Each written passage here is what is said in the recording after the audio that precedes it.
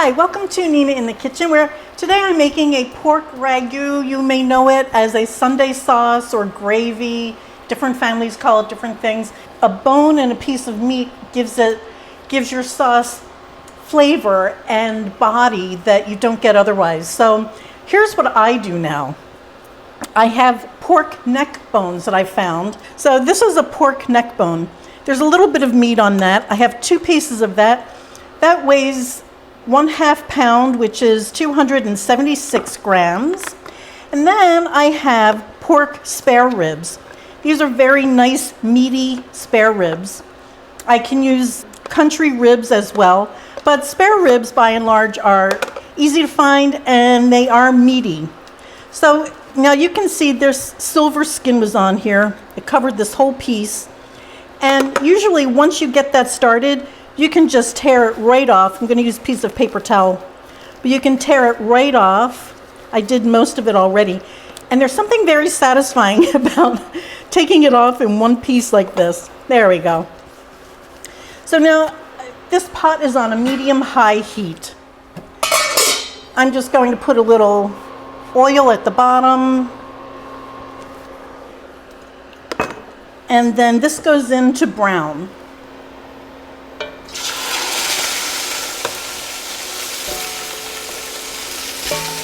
And when that's browned on both sides, I'll come back and show you the next step. So this is beautifully browned. So the next step that I do is a little different. This technique actually is more northern Italian than southern Italian. But what I do is I'll take this meat and just move it off to the side, just like that. That's 6 ounces of tomato paste, which is 170 grams, and I roast it. I'll just put it in there just to brown it up a little bit, and it gives a depth of flavor to the sauce that is very nice, kind of toasty. It's very in the background. You'd never know this was done, but it's not as bright flavored. So because we're using meat and we're browning the meat, I'm just sort of following that flavor up by roasting the tomatoes as well. And I was saying my sisters and I all do different sauces, and it's true. And which one is better, I really can't say because they kill me. The next thing that I want to get toasty is garlic. This is 6 medium-sized cloves of garlic, and I'm just putting them in there. It takes about 10 seconds to brown up. Next, the tomatoes. That was 3 cans, 3 28-ounce cans, which each of those cans is 796 milliliters. 3 of those cans, because when I make a big pot of gravy, I like to have some and freeze it. I'll buy quart-sized freezer bags, and 1 quart generally covers about 1 pound of pasta. So I put them in freezer bags and I stack them in my freezer, and then that way, when I want a spaghetti dinner one night, I just grab one of these and off I go. Now for the cans, I know it's called Nina.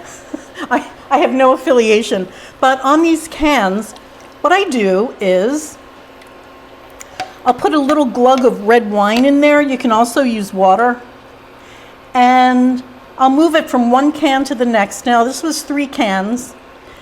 And I just scrape the bottom and get all of those tomatoes out of there because you paid for that. So in they go. Followed by chili flakes. This is about 1/2 teaspoon. And I may add more later, I don't know. But putting this in now, what it does is it sort of infuses just a little background of heat, as I call it, a poke of heat. So that's red pepper flakes. I have 3 bay leaves, 1 for each can. And then this is a teaspoon each of basil. You just kind of roll that in between your fingers. And oregano. Same thing, I just kind of crush as I go to release the oils in it. Stir this up. I don't put salt in right now because some of the liquid in here is going to evaporate. So if you salt it now, you don't really know what you're going to have at the end. So I'll wait until I'm about midway through. Give this a couple of hours, I'll come back, I'll taste it. In the meantime, parsley. I have a small bunch of parsley here. This is probably, I would say about 20 stems. I cut it, I tie the stems up, and I put the stems into the pot. And then the rest of this, I'll keep that for later in the day. And I finish the sauce with fresh parsley rather than use the jarred stuff. Parsley is much better when it's fresh. So that's it, very simple. I'll put a lid on this, but keep it askew so that this can evaporate somewhat. Turn the heat down to a low medium and just let it bubble away. Every once in a while when you're thinking about it, maybe every 30 minutes or so, I'll come by and stir it. In about 3 hours, we'll have a ragu or sauce or gravy, whatever you call it. So I'll see you in about an hour and a half. I'll come back and we'll see what this looks like then. Well, here is the sauce. This has been about an hour and 15 minutes. You can see it's a little darker red. I just tasted this and I'm going to adjust the herbs. And you see, this is still all one piece and it doesn't want to go anywhere.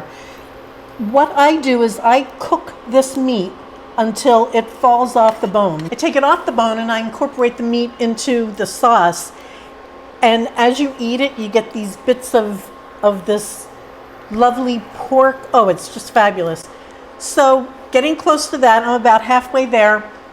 This has been on for 3.5, maybe 4 hours at this point. And as you can see, the color actually changes to become more of a maroon, sort of. It goes from the bright red to a deeper red. So good. And here's what happens.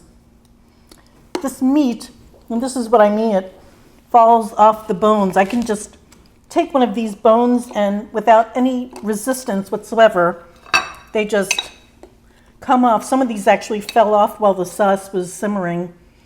But just to recap, you saw that I put this all together. After about an hour and a half, I went in, I tasted it, and I added about another half teaspoon of oregano, about the same for basil, a pinch of the red pepper flakes, and about 3/4 of a teaspoon of kosher salt. Now this has been cooking for 4 hours. I've removed the parsley bundle as well as the bay leaves, and now I'm just going to put the fresh parsley in here. Spine of the knife. Okay, don't use your blade for that. And just stir this in. This sauce is a lovely, rich sauce. It's not too thick, it's not too thin. It's, I think, pretty perfect. You can serve this with a long noodle. You can serve it with a shortcut pasta like a rigatoni or a penne. No matter how you eat it, just make it. It is so delicious. And you also want to serve it with, I like the pecorino romano cheese for this. That's what I grew up with. That's what I love. I like the tang of it, but a Parmesan would be fine. Try this. I hope that you do. I hope you love it like we do. And thank you so much for watching Nina in the Kitchen. Please follow me here.